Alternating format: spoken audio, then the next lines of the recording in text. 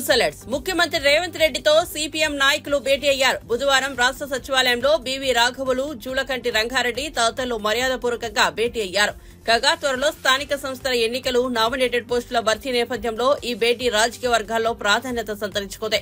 కాగా గత అసెంబ్లీ ఎన్నికల్లో సిపిఐ కాంగ్రెస్ తో కలిసి పోటీ చేయగా సిపిఎం మాత్రం ఒంటరిగా పోటీ చేసింది. అనంతరం జరిగిన లోక్సభ ఎన్నికల్లో సిపిఎం కాంగ్రెస్ కు మద్దతు తెలిపిన సంగతి తెలిసిందే.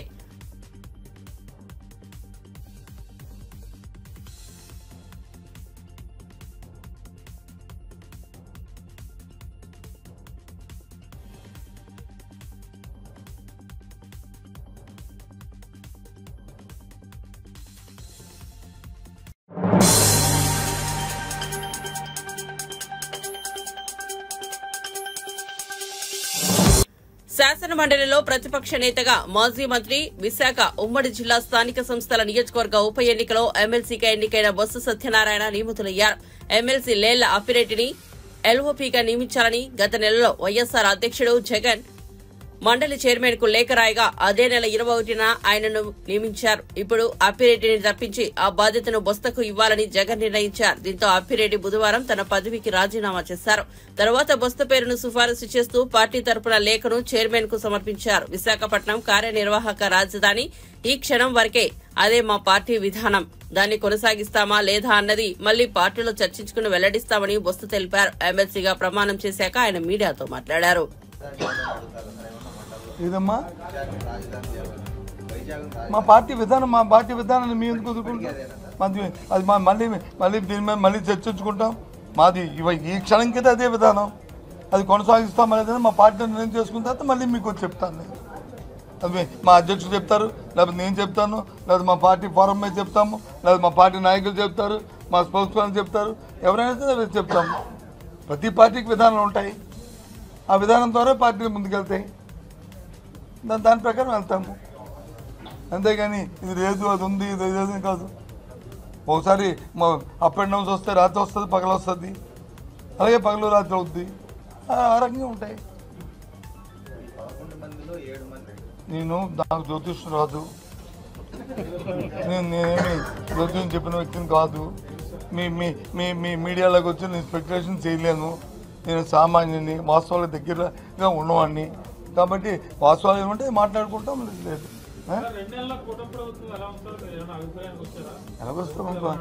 ఎలాగొస్తామబ్బా, రాజకీయాలు వేరు, వాస్తవాలు వేరు. రాజకీయాల్లో మాట్లాడుకోవాలంటే ఇచ్చిన మాటను వచ్చి మన్నాడే అమలు జరపలేదని అనుకుంటాం.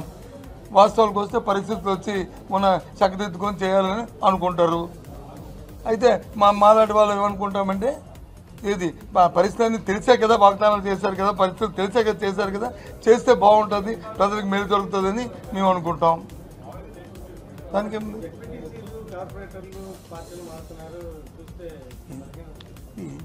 ఇది మన ఒక్క రాష్ట్రంలో జరుగుతుందా? భారతదేశ రాజకీయాల్లో ఎక్కడ మన ఒక్క రాష్ట్రంలో ఉంది ఇది. ఈ మానడాలు చేరడాలు ఇవన్నీ వస్తుంటాయి. కొత్త నీరు పోయి పాత నీరు వస్తుంది, పాత నీరు పోయి కొత్త నీరు వస్తుంది. మానవుడి తాలూకా విధానాలు ఉంటాయి, ఆలోచనలు ఉంటాయి, ఆశలు ఉంటాయి. ఆశలకు అనుగుణంగా, ఆలోచనకు అనుగుణంగా వెళ్తుంటారు, చేస్తుంటారు. జరిగితే మన ప్రతిభ, జరగకపోతే అవతల ప్రతిభది.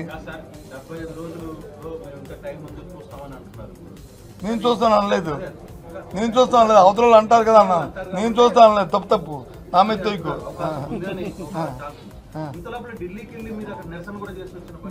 దాని వేరు ఇది వేరు. ఢిల్లీకి దేనికి వెళ్ళాము? రాష్ట్రంలో జరుగుతున్న శాంతి భద్రత మీద వెళ్ళాము, జరుగుతున్న దౌర్జన్యాలు, దమనకాండల మీద వెళ్ళాము. అంతేగాని మిగతా విషయాలు మేము మాట్లాడలేదు. అక్కడ మేము మాట్లాడామని చెప్పండి, నాకు తెలియదు. మీకు అనిపించిందా? మేము వెళ్ళింది, మా పెద్దలందరూ వెళ్ళింది, మా నాయకుడు వెళ్ళింది, అందరూ కలిసి వెళ్ళింది. జరుగుతున్న దౌర్జన్యాల మీద, జరుగుతున్న హత్యల మీద, జరుగుతున్న దానకాండల మీద, దాని మీద వెళ్ళాం. అది ఎప్పుడు కూడా ఇంతకుముందు రాజకీయాల్లో జరగలేదు. ఈ రాష్ట్రంలో ఎన్నికలైన తర్వాత జరగలేదు. కాబట్టి దాన్ని ఆపాలేదన్నాం. దానికోసం వెళ్ళాం. దాన్ని ఎత్తి మొత్తం దేశం యావత్తు దేశం దృష్టికి తీసుకెళ్ళడానికి వెళ్ళాము. అది సఫలీకృతం అయ్యాము. ఎవరు పెడుతున్నారు? పెట్టుకో. సార్ ఒకటి చెప్తాను, కేసులు పెడుతున్నారు, అధికారుల మీద పెడుతున్నారు, లేదా మా అమ్మాయి పెడుతున్నారు, లేదా తీన పెడుతున్నారు అనే దానికి నేను దానికి పోను. తప్పు చేసిన వాడు శిక్ష అనుభవించవలసిందే. నేను దానికి వ్యతిరేకం కాదు. అయితే ఎప్పుడు తప్పు చేయని వాడిని కానీ తప్పు చేసినట్టు కానీ నిరూపించి వాడిని చేయాలని వస్తే జరిగే పరిణామాలు ఉత్తిపోదు. రేపు మళ్ళీ ఇదే రోజులు వస్తుంటాయి.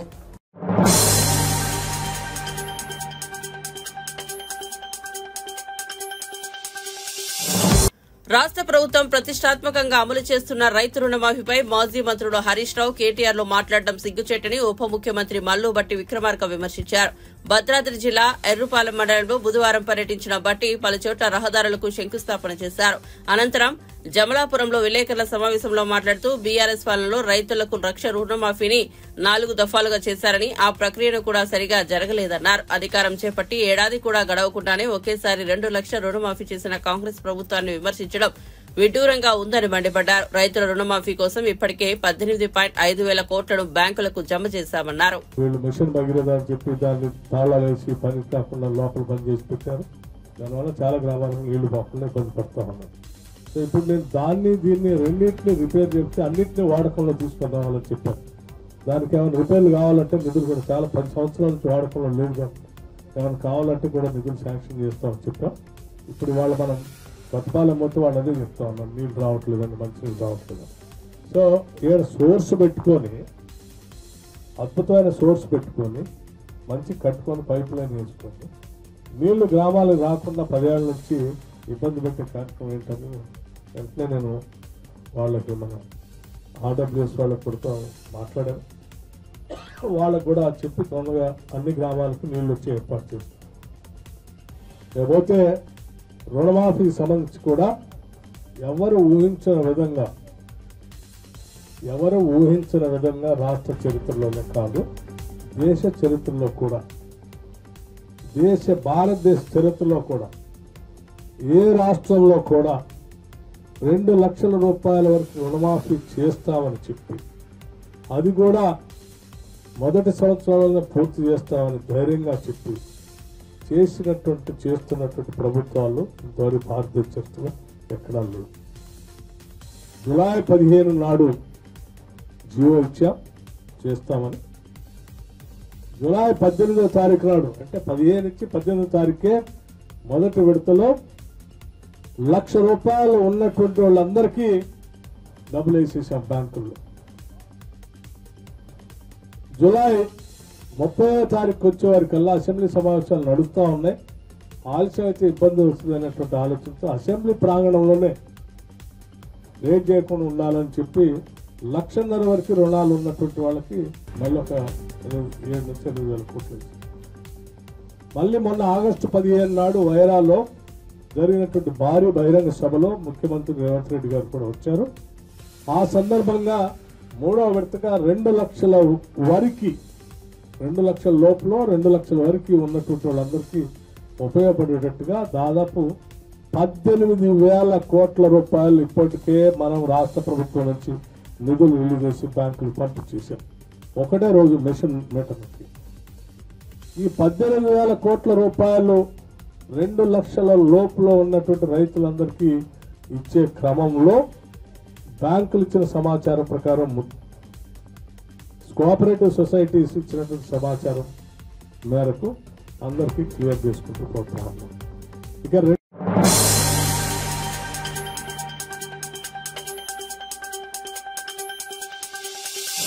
ఆంధ్రప్రదేశ్లోని ఏలూరు పట్టణంలో మహిళలపై జరుగుతున్న నేరాలను నిరసిస్తూ మహిళా సంఘాల ప్రతినిధులు బహిరంగ ప్రదర్శన చేశారు. ఈ నిరసనలో నల్ల కళ్లకు గంతలు కట్టుకుని మహిళలపై జరుగుతున్న దాడులు, హింసాత్మక ఘటనలను ఎత్తి చూపుతూ ఆందోళన వ్యక్తం చేశారు. ఈ సంఘటన మహిళా భద్రతపై ప్రజల్లో ఆందోళన పెరుగుతున్న దృశ్యాలు చోటు చేసుకుంది. మహిళలపై జరుగుతున్న క్రూర ఘటనలకు సంబంధించి పరిష్కారాలను ప్రభుత్వం వెంటనే తీసుకోవాలని, పోలీసులు ఈ వ్యవహారంపై సత్వర చర్యలు తీసుకోవాలని డిమాండ్ చేశారు.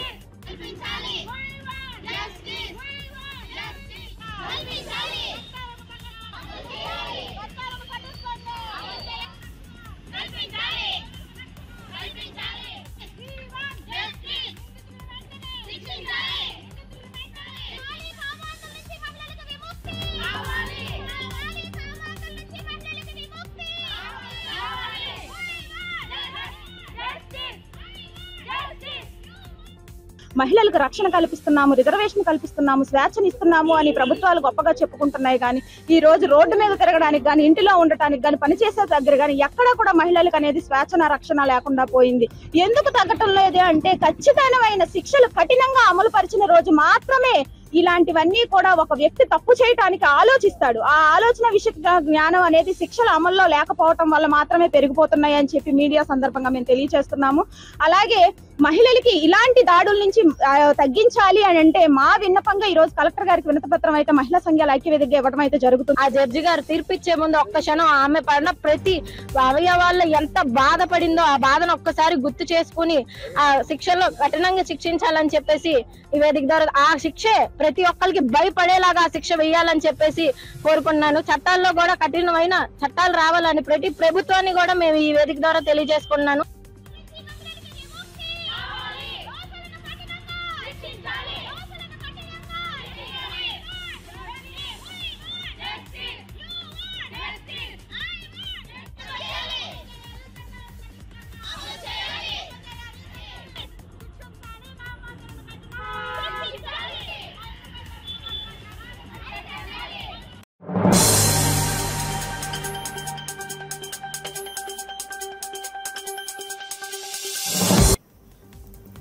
రాష్ట్ర ప్రభుత్వం తీవ్ర అప్పుల్లో ఉన్న 2 లక్షల వరకు రుణమాఫీ చేస్తున్నామని వ్యవసాయ శాఖ మంత్రి తుమ్మల నాగేశ్వరరావు తెలిపారు. ఇప్పటి వరకు 22 లక్షల రైతు ఖాతాల్లో రుణమాఫీ డబ్బులు జమ చేశామని చెప్పారు. ఆధార్, బ్యాంకు ఖాతాల్లో తప్పులున్న వారికి మాత్రమే రుణమాఫీ ఆగిందన్నారు. వాటిని సరిదిద్ది రుణమాఫీ చేయాలని అధికారులను ఆదేశించామని చెప్పారు. రుణమాఫీ పొందలేని రైతులు వ్యవసాయాధికారులకు దరఖాస్తు చేసుకోవాలని సూచించారు. రైతు వేదికలు, మండల ఆఫీసుల్లో అధికారులను పెట్టి వివరాలు తీసుకుంటామని తెలిపారు. బుధవారం ఖమ్మంలో ఆయన మీడియాతో మాట్లాడారు. బీఆర్ఎస్ పార్టీ కావచ్చు, భారతీయ జనతా పార్టీ కావచ్చు, సంయమనం పాటించండి. ప్రక్రియ పూర్తయిన తర్వాత ఏమైనా లోటుపాట్లు ఉంటే మీరు ఆ బ్యాంకుల దగ్గరికి వెళ్ళి ఆ లిస్టులు మాకు పంపించండి. కాని రైతులు ఎవరైనా ఉంటే, కానీ రైతుల మట్టికి మీరు ఆగం చేసిన వాళ్ళ అమ్మటి పోయి ఇంకా ఆగం కావద్దని చెప్పి రాష్ట్ర ప్రభుత్వ పక్షాన్ని విజ్ఞప్తి చేస్తున్నా. కాబట్టి దయచేసి రైతాంగం నిశ్చింతంగా మీరు వ్యవసాయం చేసుకోండి. అన్నమాట ప్రకారంగా ఈ యొక్క రుణమాఫీ చేసే బాధ్యత రేవంత్ రెడ్డి గారి ప్రభుత్వం భుజాన్ని వేస్తుంది. కాబట్టి కష్టమే, ఇబ్బంది ఉంది, అయినా సరే చేస్తామని చెప్పి విజ్ఞప్తి చేస్తున్నా. ముందు 2 లక్షల వరకు ఉన్నటువంటి రుణాలని క్లియర్ చేస్తున్నాం. అది అయిపోగానే 2 లక్షల పైన ఉన్నటువంటి రుణాలను కూడా షెడ్యూల్ ప్రకటించి క్యాబినెట్లో నిర్ణయించి తప్పకుండా ఆ యొక్క సమయానికి మేము రుణమాఫీ చేస్తామని చెప్పి విజ్ఞప్తి చేస్తున్నాం. Thank you.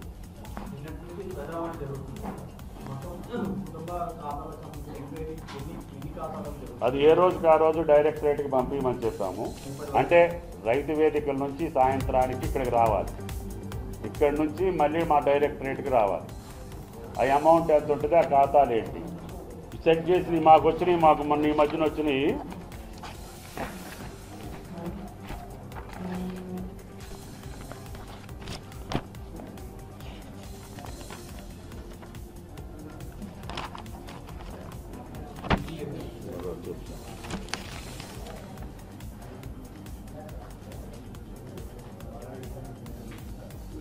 మాకు 24,000 కోట్లకు సంబంధించి రిటర్న్స్ వచ్చినాయి. ఆ అమౌంట్కి సంబంధించి అంటే 2.26 లక్షలు ఖాతాలు మేము చేసింది. ఇప్పటికి 22 లక్షలకు చేశాము. అందుట్లో మాకు వచ్చింది రిటర్న్ వచ్చినాయి ఇట్లా 24,000 వచ్చినాయి. నిన్నటి వరకు 7,957 క్లియర్ చేశారు. ఆ 45 కోట్లు జమ చేశాం ఆ ఖాతాల్లో. రోజు వస్తుంటాయి, రోజు ఇంటికి వెళ్ళినప్పుడల్లా మేము క్లియర్ చేస్తాం. రానాటినన్నింటినీ క్లియర్ చేసుకుంటూ పోతాము. అయ్యేదాకా ఊరుకోం. అధికారుల్ని వెంబడించి వాళ్ళు అంటున్నారు కదా వేటాడతాం పోటాడతాం అని. మీరు వేటాడొద్దు, పోట్లాడొద్దు. మేము నిక్కచ్చిగా రైతులు ఇంటికి పంపించి మీరు అసలు ఆ నిర్ధారణ కూడా చేయలేదు. అందుకనే కాకు మిమ్మల్ని ప్రశ్నించింది, అభిశంసించింది. మీరు చేసిన తప్పు రుణమాఫీ, కుటుంబ నిర్ధారణ చేయకుండా ఇష్టం వచ్చినట్టు ఇచ్చారు. కాబట్టి కుటుంబ నిర్ధారణ కరెక్ట్ చేయమన్నారు. కాబట్టి మళ్ళీ అటువంటి పొరపాటు జరగకూడదని చేస్తున్నాం. మాకు తెల్ల కార్డు ఉంటేనేమో కుటుంబ నిర్ధారణ చేయాల్సిన అవసరం లేదు. అందుట్లో కుటుంబం మొత్తం ఉంటుంది. కాబట్టి పాస్బుక్లో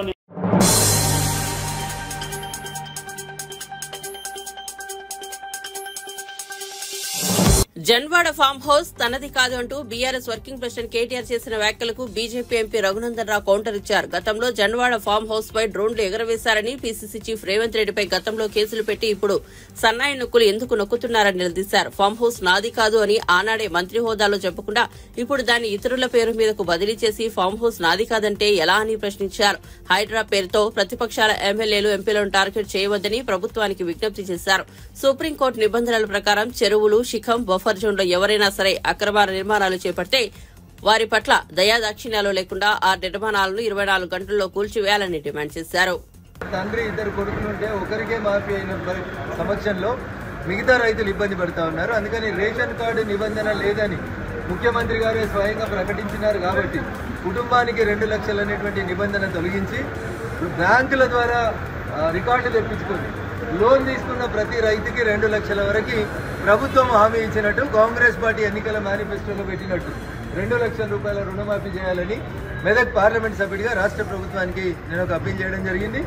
అంతేకాదు ఏదైతే భూసేకరణ జరుపుతా ఉన్నాము RRR పేరిట కానివ్వండి, నీమ్స్ పేరిట కానివ్వండి, ఇతరత్ర భూసేకరణ జరుగుతున్నటువంటి సందర్భంలో జిల్లా కలెక్టర్ గారు జిల్లా మంత్రి గారి దృష్టికి నేను తీసుకొచ్చిన విషయం ఏంటంటే ప్రతి 2 సంవత్సరాలకు ఒకసారి కార్డు వ్యాలీని పెంచి 3 రెట్లు నష్టపోతున్నటువంటి రైతులకి నష్టపరిహారం ఇస్తే గీర్మాపూర్ లాంటి ప్లేస్లో నేషనల్ హైవే పక్కన కొన్ని సందర్భాల్లో కార్డు వ్యాల్యూ 40 లక్షలు 47 లక్షలు కూడా అధికారికంగా ఉంది.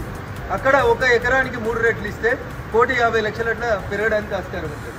కాబట్టి ఇప్పుడు RRR పేరిట జరపబోయేటువంటి భూసేకరణ కంటే ముందే కలెక్టర్లని ఈ రిజిస్ట్రేషన్ వాల్యూస్ పెంచి రైతన్నులకి న్యాయం చేయాలనేది 2వ డిమాండ్గా ముందుంచడం జరిగింది. 3వ విషయానికి వచ్చినప్పుడు శివానగర్ అనేటువంటి ఒక గ్రామ పంచాయతీ జిన్నారం మండల పరిధిలో ఉండేటువంటి శివానగర్ గ్రామ పంచాయతీలో తోళ్ల పరిశ్రమల్ని డెవలప్ చేయడానికి అప్పుడు ఉన్నటువంటి టీఐసిసి అధికారులు, ప్రస్తుత టీజీఐఐసి అధికారులు ఒక 10 ఎకరాల భూమిని గ్రామస్తుల దగ్గర నుంచి తీసుకున్నారు. ఆ భూమిలో ఒక వర్గానికి సంబంధించిన వాళ్ళకి తోళ్ల పరిశ్రమలకని ఇస్తామని చెప్పింది. కానీ భూమి సేకరణ నుంచి ఈ రోజు దాకా ఒక కొత్త కంపెనీకి ఇవ్వకపోవడం వల్ల మేమే కంపెనీలు పెట్టలేకపోతున్నామని వాళ్ళే వచ్చి ఒక సామాజిక వర్గానికి సంబంధించిన వాళ్ళు వచ్చి అక్కడ ఇల్లు కట్టుకుంటున్నారు. కాబట్టి 10 ఎకరాలను వెనక్కి తీసుకొని గ్రామంలో జాగలేనటువంటి ప్రతి పేదోడికి ఇంటి స్థలం 200 గజాలు ఇవ్వాలని కూడా జిల్లా మంత్రి గారి దృష్టికి, కలెక్టర్ గారి దృష్టికి ఆ విషయాన్ని తీసుకురావడం జరిగింది. అవి కాకుండా దేవాలయ శాఖ మంత్రి గారే ఈ జిల్లాకి ఇన్ఛార్జ్ ఉన్నారు. కాబట్టి పటాన్చెరు నియోజకవర్గంలో అమీన్పూర్లో ఉన్నటువంటి వీరంగూడ భ్రమరాంబ మల్లికార్జున స్వామి దేవస్థానానికి సంబంధించిన దేవాలయ భూములన్నీ కూడా ఎంక్రోచ్ అవుతున్నాయి. కాబట్టి దయచేసి ఆ దేవాలయ భూముల్ని వెంటనే రిస్టోర్ చేయాలి.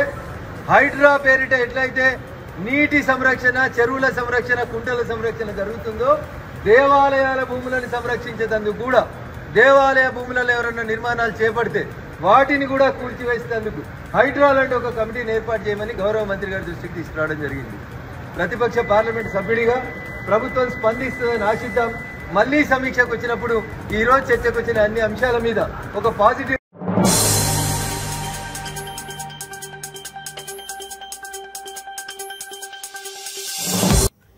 భారత ప్రధానమంత్రి నరేంద్ర మోదీ పోలాండ్లో అడుగుపెట్టారు. ఆ దేశ రాజధాని వార్సాలో మోదీకి ఘన స్వాగతం లభించింది. భారత్ పోలాండ్ మధ్య ఉన్న దౌత్య సంబంధాలకు 70 ఏళ్లు పూర్తయిన సందర్భంగా మోదీ ప్రస్తుతం అక్కడ పర్యటించారు. అయితే గత 45 ఏళ్లలో భారత ప్రధాని పోలాండ్లో పర్యటించడం ఇదే తొలిసారి కావడం విశేషం.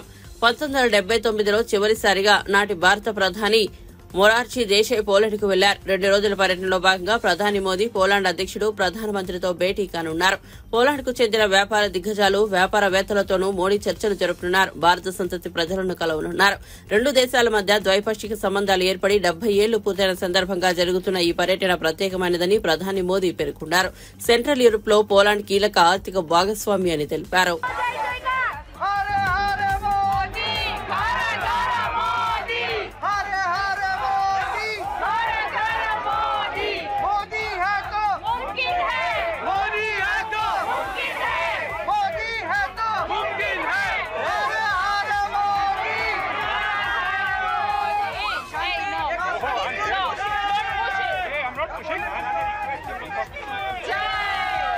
We welcome you very warmly, Prime Minister Mr. Narendra Modi.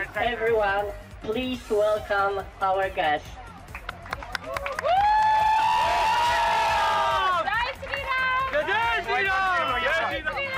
who will give a brief introduction to her school and then read a poem about the Dobre Maharaja.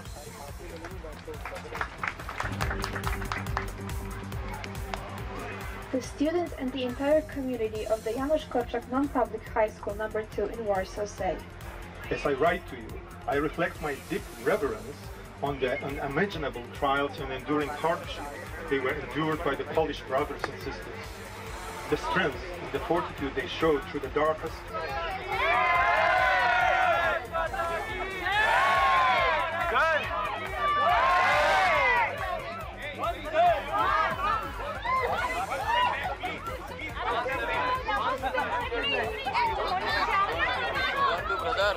Brother, no, you are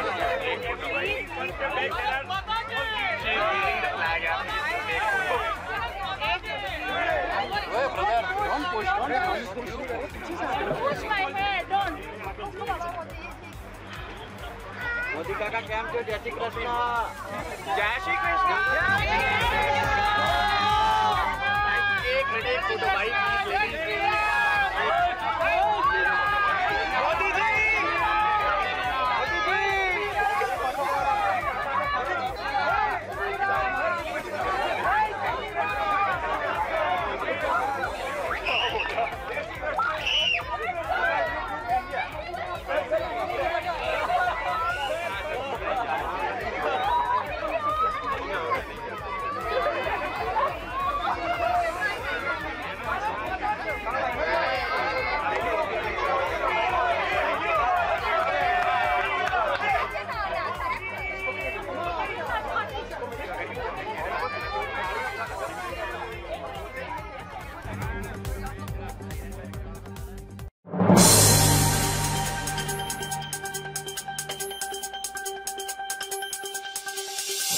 శ్రీవారిని దర్శించుకునేందుకు ప్రముఖ సినీ నటుడు megastar Chiranjeevi తిరుమలకు చేరుకున్నారు. గురువారం తన పుట్టినరోజు సందర్భంగా చిరంజీవి కుటుంబ సభ్యులతో కలిసి తిరుమలకు చేరుకున్నారు. టీటీడీ అధికారులు వారికి స్వాగతం పలికారు.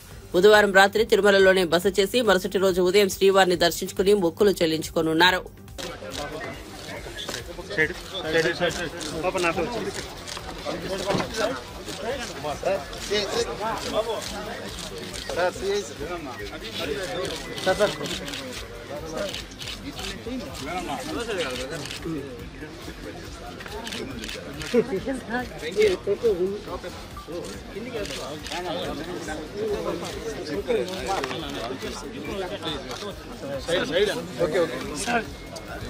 Sir, Janasena, sir, Tirumala. One second.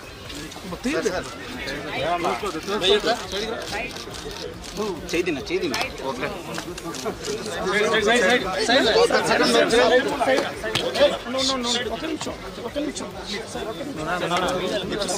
Side. No.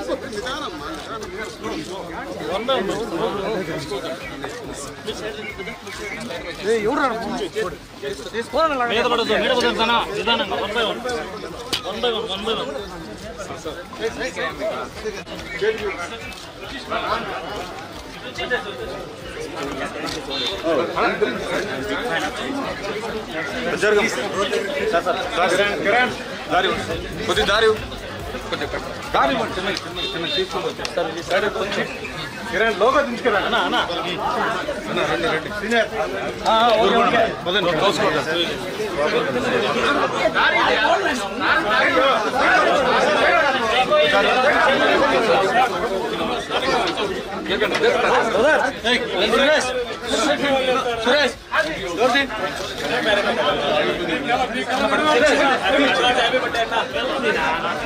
కొద్దిగా ఒక్క నిమిషం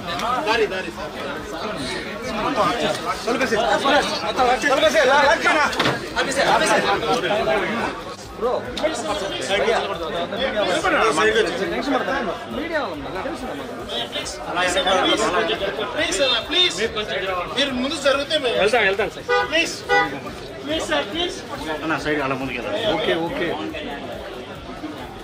భయ్యా ప్లీజ్ అన్న ముందుకెళ్ళ అన్న అలా ముందుకెళ్ళ భయ్యా ప్లీజ్ భయ్యా ప్లీజ్ ప్లీజ్ సార్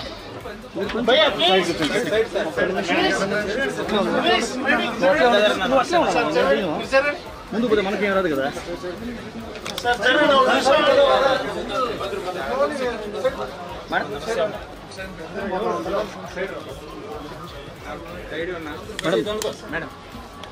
మేడం నమస్తే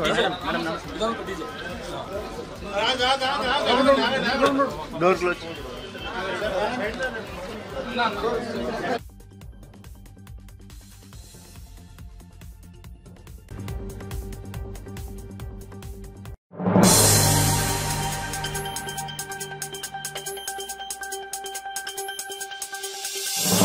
Pushpa 2 the rule climax shooting లో ఉన్న నా జీవితంలో ఎంతో క్లిష్టమైన క్లైమాక్స్ షూటింగ్.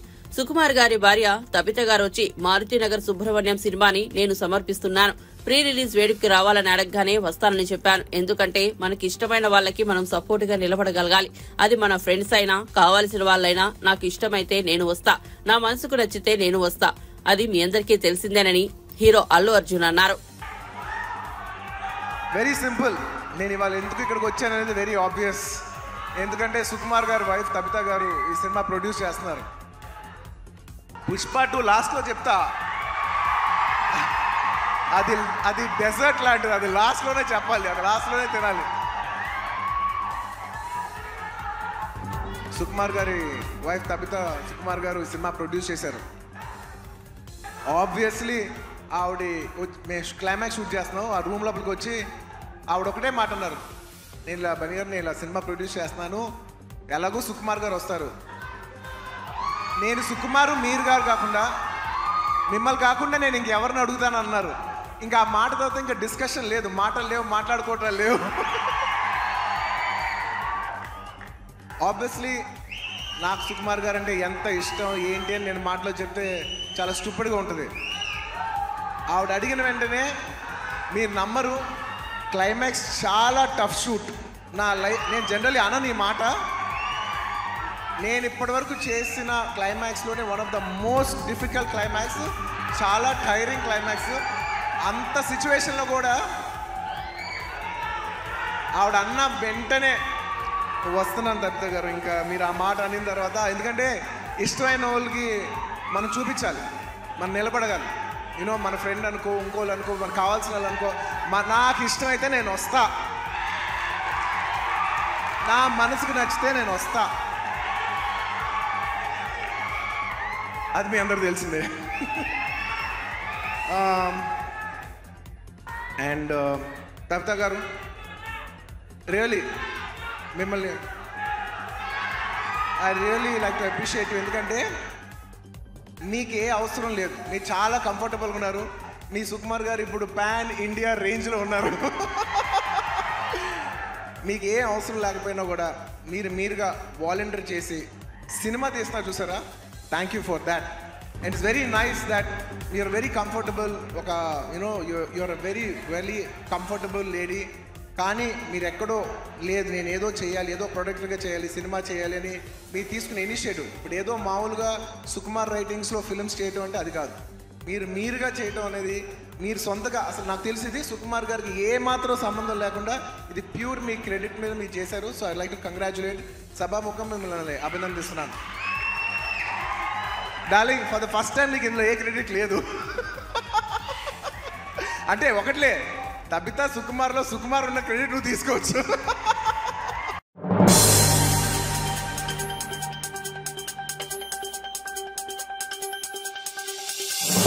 మెగాస్టార్ చిరంజీవిపై అభిమానాన్ని ఓ వ్యక్తి వినూత్నంగా చాటుకున్నారు. చిరంజీవి పుట్టినరోజు సందర్భంగా అభిమాని పొర్లు దండాలతో శ్రీవారి మెట్టు మార్గం ద్వారా తిరుమలకు చేరుకుని మొక్కులు చెల్లించుకున్నారు.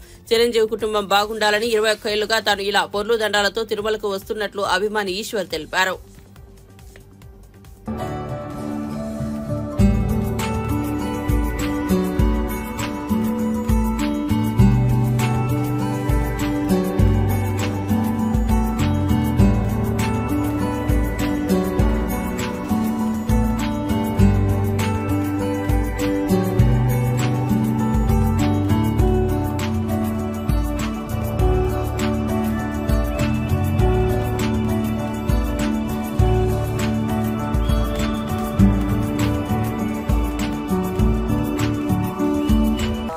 రేపటి దినమున ఆగస్టు 22 మెగాస్టార్ చిరంజీవి గారి పుట్టినరోజు సందర్భంగా ఈ పొలిదండాల యాత్ర చేశాను. అన్నయ్యకి పుట్టినరోజు శుభాకాంక్షలు. అదేవిధంగా జనసేన పార్టీ పవన్ కళ్యాణ్ గారు ఉప ముఖ్యమంత్రి అయినాడు, ఎమ్మెల్యే గెలిచి ఉప ముఖ్యమంత్రి అయినాడు. ఆ మొక్కులు కూడా చెల్లించుకుంటున్నాను. రాబోయే రోజుల్లో పవన్ కళ్యాణ్ గారిని ముఖ్యమంత్రిగా చూడాలని నా ప్రధాన కోరిక. అదేవిధంగా కొన్నిదేళ్ళ ఫ్యామిలీ అందరూ బాగుండాలని కోరుకుంటున్నాను. కలియుగ దైవం ప్రత్యక్ష దైవం శ్రీ వెంకటేశ్వర స్వామి చిరంజీవి అన్నయ్యకి 69వ పుట్టినరోజు శుభాకాంక్షలు. ఆరోగ్యాలతో ఐశ్వర్యాలతో వెదజల్లాలని, అన్నయ్య కూడా ఒక ఎవరెస్ట్ శిఖరం మాతో పై పదవులు రావాలని నేను కూడా కోరుకుంటాను. ఇది 20 సార్లు వచ్చాను, ఇది 21సారి. జనసేనలో కూడా 21 స్థానాలు వచ్చాయి. చాలా సంతోషంగా ఉంది నాకు. ఆ కలియుగ దైవం వెంకటేశ్వర స్వామి ఆశీస్సులు ఉండాలి. అదేవిధంగా జపాలి హనుమాన్ జయంతి రోజు పవన్ కళ్యాణ్ గారు భారీ మెజార్టీతో గెలవాలని మొక్కున్నాను. అదేవిధంగా గెలిచారు. కూటమి ప్రభుత్వం ఏర్పడాలి, ఎన్డీఏ ప్రభుత్వం ఏర్పడాలి అనుకున్నాను. అది ఆ ఆంజనేయ స్వామి కోరిక తీర్చారు. ఈరోజు కూడా ఆ మొక్కులు కూడా చెల్లించుకుంటున్నాను. ఇదే చివరిసారి నేను చేయబోయేది, ఇదే చివరిసారి. ఎందుకంటే 21 సంవత్సరాలుగా చేస్తున్నాను మెగా ఫ్యామిలీ పైన. దానివల్ల ఇదే చివరిసారి. మెగా ఫ్యామిలీలో కొన్నిదేళ్ళ ఫ్యామిలీలో అందరూ బాగుండాలి. రామ్ చరణ్, నాగబాబు అన్నయ్య, వరుణ్ తేజ్, సాయి ధర్మతేజ్, వైష్ణవ్ తేజ్, అఖిరానంద్, ఆద్య, ప్రతి ఒక్కరూ బాగుండాలి అని ఆ వెంకటేశ్వర స్వామిని వేడుకుంటాను.